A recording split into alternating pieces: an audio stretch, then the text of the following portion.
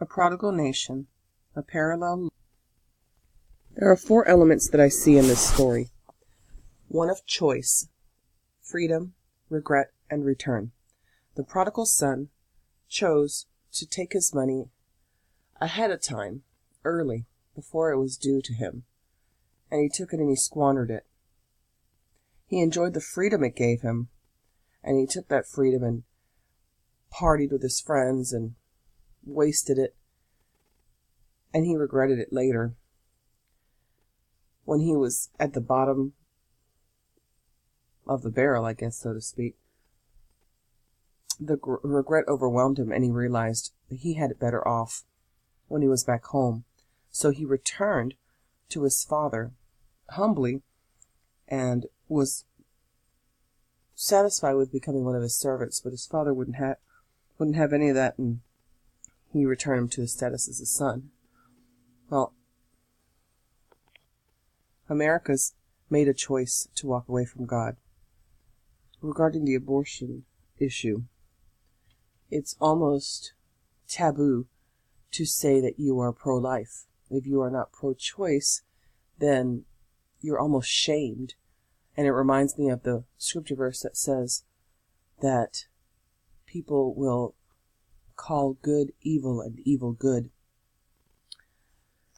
This choice to walk away from God brings them a freedom of sorts.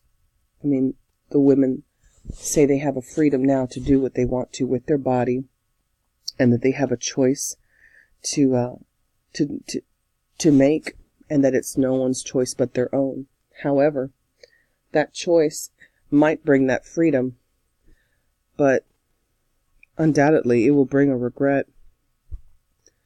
The abortion rates in America alone are staggering, even in comparison to the adoption referrals that are so much lower than the children that have been aborted. And like the prodigal son, America made its choice, wanting freedom, but if they haven't already reached a state of regret, I know many have, but as a nation, they haven't reached a point of regret. They will.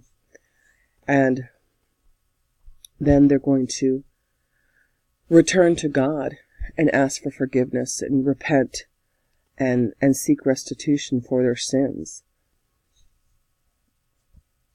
2 Chronicles 7:14 says, "If my people who are called by my name shall humble themselves and pray and seek my face and turn from their wicked ways, then I will hear from heaven, I will forgive their sin, and I will heal their land."